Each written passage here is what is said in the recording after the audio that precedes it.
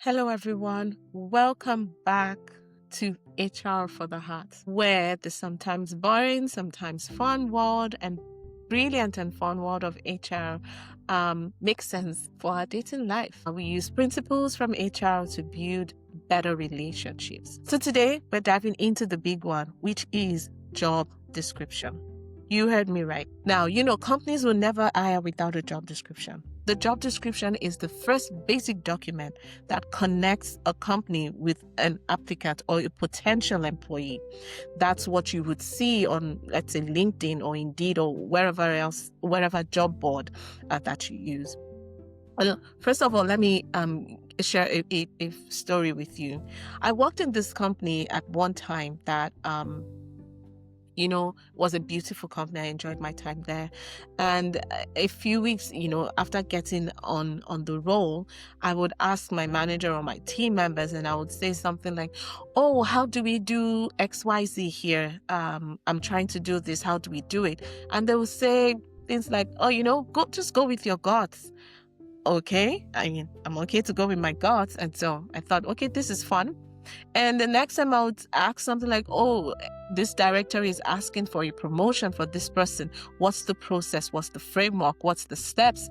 And they say, everyone does it differently. It depends. And, just go with your gut. Safe to say, that was not a sustainable to run a business. That was not a sustainable way to run any business, because your gut is different from the next person's gut. And then we had to just revamp the whole thing and start building out structures, framework, idea, philosophies, processes, and so on and so forth. It's the same way when people get into relationships that are not defined. And I hear people call it a new name now, or maybe it's not new, it's just new to me. They call it situationships. And I completely agree, because if you go into a partnership without planning, then you're definitely in a situationship, and you need to figure out what exactly, am I doing here? Something that you might also align with is when people get into relationships or situationships in this case, and they say, "Yes, when I met her, that was, this is not what I planned for. This is not what I bargained for." And my question is always, okay, what did you plan for? What did you bargain for? Now, you see, without a job description, it ends up in chaos. There's frustration, there's burnout, there's confusion.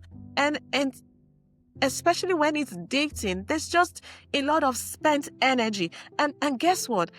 Dating is, when you date without intentionality, or you go into these random relationships without clarity on exactly what you're looking for, you take a lot of baggage with you to the next one. It's like swimming in a dirty public pool. By the time you come out of it, you're taking some germs and some unwanteds to the next pool you're going to. So it cannot be overemphasized that you need to be clear before getting into a relationship. And guess what? Whatever the relationship, a business relationship, a friendship, a romantic relationship, whatever, you need to be very clear. And that's what a job description helps you to do. So let me get into the basic principle of a job description. Like I said before, the job description is the first initiator of a conversation between the company and the applicant.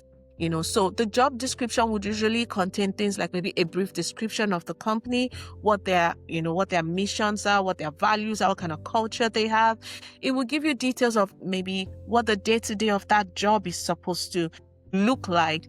And then it will also list a couple of nice to haves. So that's where you see things like XYZ licenses is nice to have, is preferred. It's not compulsory, but it's preferred if you have it. And they also sometimes give you a brief idea of what success would look like. Some will even go as far as showing you what a 90 days would look like, what a 6 months would look like on that job.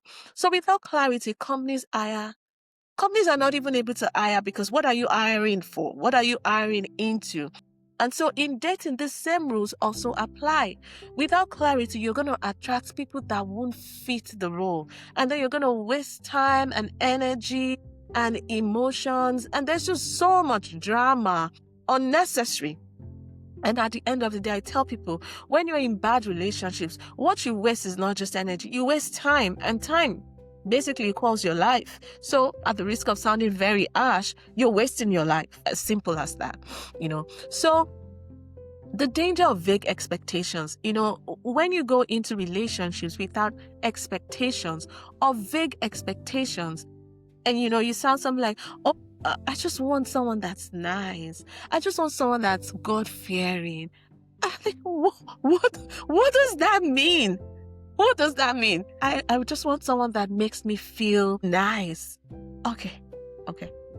Safe to say, the days of Cinderella and all of those kind of fairy tales are so over.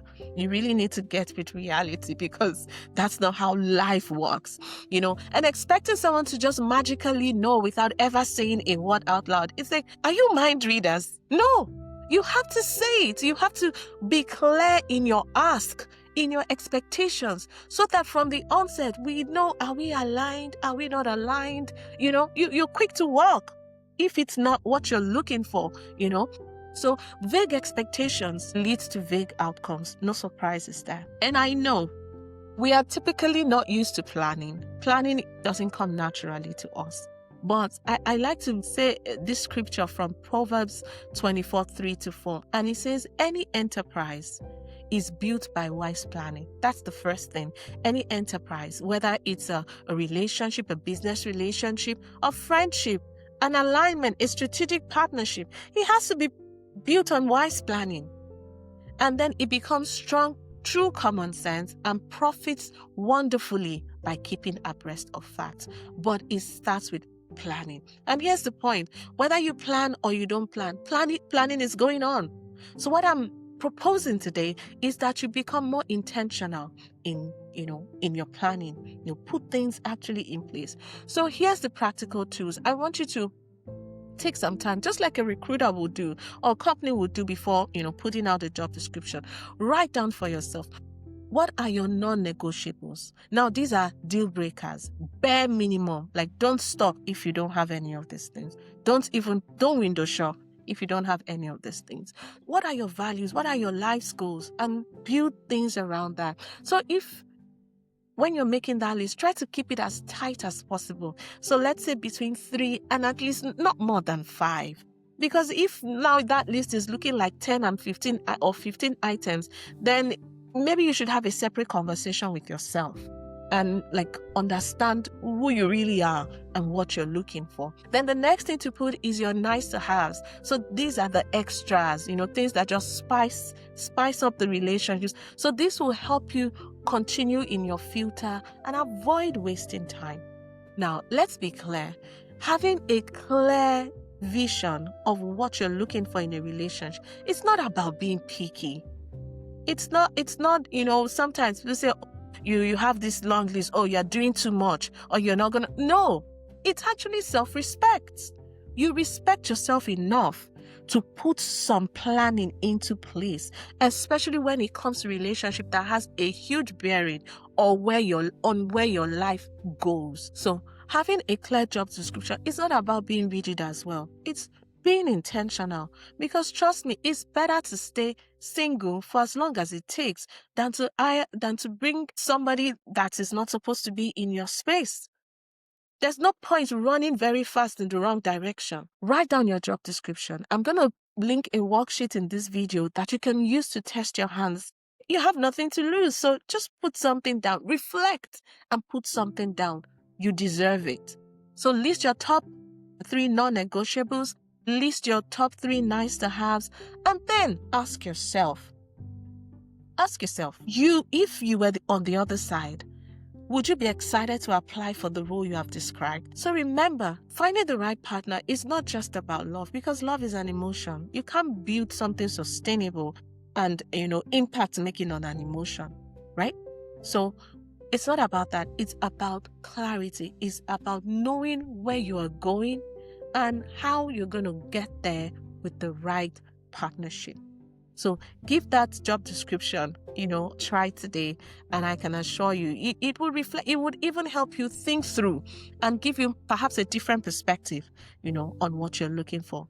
Now, that's all for today. If this has helped you get clearer on your dating goals, I want you to share it with a friend and maybe give someone a little big sister push on how to go about, making sure that this is the right venture for them. And also, don't forget to like and subscribe so you don't miss the next episode.